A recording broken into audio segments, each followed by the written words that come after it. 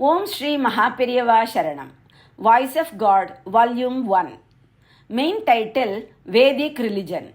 Chapter 35. Why should it be here only? The question is asked, are there not other countries in this world? Are there not religions there? Those religions have not divided the functions on hereditary basis and created jatis. Why for us only? Even in the countries where people are not divided as jatis, there are different people discharging different functions. Those who develop the sciences and intellectual literature, those who are in charge of administration and fight wars, those who are in trade and commerce, and in agriculture workers. Even today, they are there. Even looking at it impartially, without the selfish consideration, this is our country. In other countries, a civilization similar to our very great civilization is not to be seen anywhere. Even if now and then a civilization is born in other countries, that does not last for thousands of years as ours has lasted. This is not trumpeting our own glory. From the time of Alexander to this day, when we have gone down steeply, all foreigners exclaim, Hindu civilization, oh, how great it is! What is the force behind it? In all other places too, great men, jnanis, bhaktas, philosophers, tyagis, those who have sacrificed, have been born. But if we enumerate, we find that large numbers of great men, sadhus, jnanis, philosophers, bhaktas have appeared in our country over thousands of years without a break from generation to generation. It has not happened to this extent in other countries. Even if all the great men who appeared in all other countries are reckoned together, the number of great men who appeared in our country is more. We do not claim that this is a land of saints and sages. There is no need to do that either. People of other countries are holding it above their heads and exclaim, what a Vedanta, what philosophical concepts.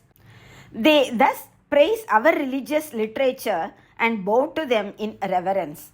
Arts and sciences, architecture, music, literature, astrology, intellectual studies like mathematics, medicine, take any of these and the world praises sky high that there is nothing equal to India. Upanishads, Gita, Ramayana, Shakuntalam, nothing like these are there elsewhere in the world, they say. Nowhere in the world is anything equal to bhakti literature like Tevaram and Divya Prabandham. Looking at Tirukural, they wonder how such a small work is able to deal with ethical aspects so clearly. They marvel at our temple towers, sculptures, divine idols, our music, Bharatanatyam, etc. And foreigners leave their homes and come down here to know more about these. Although the British on the one hand enslaved us and faulted us on many non-existent counts and ruled us by their policy of divide and rule, on the other hand, they marveled at our civilization, searched out our shastras, conducted research on them, translated them into English and preserved them. What special feature was here due to which such a great civilization thrived only here? If we try to see what special feature is there in our social structure which is absent in other countries, we find only this Varna Dharma. It is only our country with its special feature of Varna Dharma which the reformists think is the source of all our problems that excels all other countries in philosophy, good conduct, the arts, intellectual attainments and all other fields. Philosophy, arts, intellectual literature, etc. could not have flourished from generation to generation unless there was stability in the society and the resulting peaceful and carefree atmosphere. Also, philosophers and maestros in arts could not have been born in such large numbers. In other countries, in the way of life which the different religions gave their people, there was no institutional arrangement which could ensure this kind of stability. It can even be said that, by and large, they did not pay attention to sociological foundation. Beyond telling general things like do not steal, do not speak untruth, do not indulge in prostitution, have the spirit of sacrifice, stick to ahimsa, etc., the other religions have not prescribed rules for the proper arrangement of social life. While they laid down rules for bhikshus, priests, and their likes, who were entirely devoted to religion and also for their establishments, it appears that they had not paid special attention to systematizing arrangements for the society to remain bound together with all people supporting each other mutually. What was the result of this? Although development of science, defense of the country, trade and commerce, agriculture, physical labor were there in all countries, there was side by side always rivalry in everything. Instead of remaining satisfied in the thought, this is a task meant for us, all people went for all trades. The situation was not as it obtained in our country. The situation that there was no worry about the means for living and the confidence that we certainly have this trade which we have been doing for generations and therefore we can do it naturally and easily was not there. In olden times, this was the situation in our country when there was stability and life was peaceful. If this is there, one need not worry about social amity and peace. Because it was there, preeminent qualities evolved in our country and eminent men who lived accordingly are countless. This stability was lacking in other countries. People were in a state of bickering and rivalry. If we accept what the reformists say, namely that a majority of people were kept in subjugation by the Varna Dharma, social revolutions should have occurred on a large scale in our country. But these very words are foreign to us. It is only after reading about the French Revolution and American Revolution, Russian Revolution, etc., we learnt that need could arise for a whole lot of people to jump into what is called a revolution.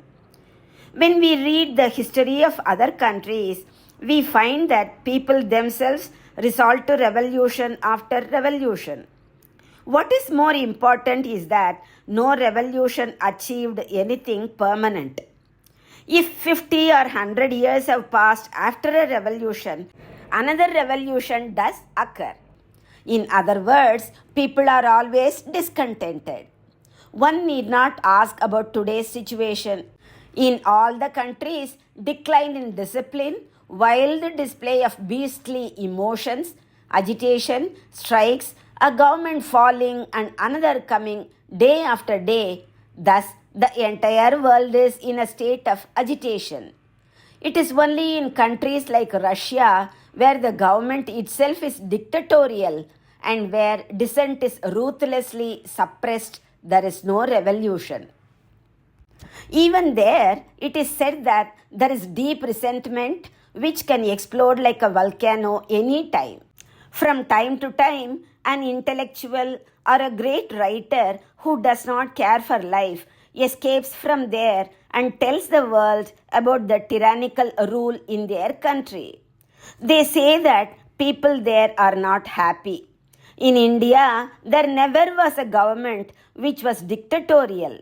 So much arts, sciences, etc. could never have been born from a people if they had been slaves. We never cried out to others that we are being kept in subjugation. Unless the mind had flowered in an atmosphere of absolute freedom, so much intellectual literature and so many arts and temples could not have come up. It will not be appropriate to say that even though the common people were in a majority, because of the superstition, They were afraid of the priestly class and got cheated. It would be fitting to say that of people of Africa or South American forests where cultural development has not taken place. In those places, the pujari, priest, is like the king. He will have a fearful appearance. He will pretend to be all powerful and will hold out the threat that he would harm the people by black magic. He has the authority to punish the people. It is not so in our country. People of all jatis are intellectual and well up in bhakti and spiritual matters. If you see the Puranas, Periya Puranam, a Tamil work, etc., it will be seen that great men have come from all jatis. Emperors like Chandragupta, Shivaji, and intelligent ministers like Sekirar did not belong to the priestly class. Hence, there is no power to the priestly class to punish people. The priest is one who has to be a total sadhu. The Shastras have ordained that even if a wrong is done, he has to subject himself to punishment. If the Negroes happen to have physical contact with a white man, the Negroes are punished. But in our country, if the so-called untouchable happens to have physical contact with the priestly class, it is the latter which has to take a bath and expiate for it. Let us keep aside the views about untouchability. I wanted to say that policies like this were not practiced by threat, punishment, or by suppression. A highly civilized society which is lauded by the whole world could not have been developed by threat or by cheating. It was because all people experienced the benefits of the arrangement made by the Dharma Shastras that they did not revolt. When the old Varna Dharma was being followed, civilization kept growing higher and higher. There was no revolution and people had no discontent. Let that be. If we look at the present situation, after breaking the old system of division of labor and going the way of other countries in the name of progress and equality, what do we find? We see for ourselves that decline in conduct, falsehood, cheating, competition, prostitution, etc. have grown. Wherever we see in the country, there is agitation, strike, demonstrations, hartal, curfew, police, lathi charge. In matters like exports, we do not have even as much honesty as other countries, with the result that we have gone down so much that we have become the target of ridicule by other countries. The days are gone when all countries praised India. What does it indicate if a small country like Pakistan dares us into war? It only shows that the country's spiritual strength has gone down so much. Why has it gone down like this? What is it we have given up due to which we have become weak like this? What was it that gave us strength and ensured that our civilization prospered for thousands of years? What did we discard which brought us to this state where we are ashamed of even claiming that we are the inheritors of that civilization? When we think about this, it will be seen that so long as Varna Dharma, which is not in other countries, was here only, our civilization has been strong like a rock and has been growing in a manner that the world praised it, and that when the decline of this Varna Dharma began, we too have been going down day after day. The question may be asked, why should Varna Dharma remain here alone? If we desire that, at least in this country, there should be a civilization conducive to spiritual inquiry, experiencing God, for arts and fine qualities, Varna Dharma must be here for the sake of these. If it is asked why it should be here alone, the answer is it must be here so that the world will have a good example. Otherwise, it will only be rivalry immediately followed by jealousy, discontent, and bickerings in the society. Everyone will like to have good education and a comfortable job, but all cannot be accommodated. Immediately, hostility, differences, and jealousy will crop up. See what happens even now. As soon as unemployment began to affect the educated, there is talk that admission to colleges must be controlled. Engineers are too many. We are going to close down some engineering colleges, they say. In other words, unable to provide everything to everyone, they also have to resort to some control. In the olden times, the same control was ensured by heredity. Then, trade was in the blood, and whatever it was, people took pride in it in the thought, this is a hereditary property come to us from our father and grandfather. This is our family property, and there was contentment.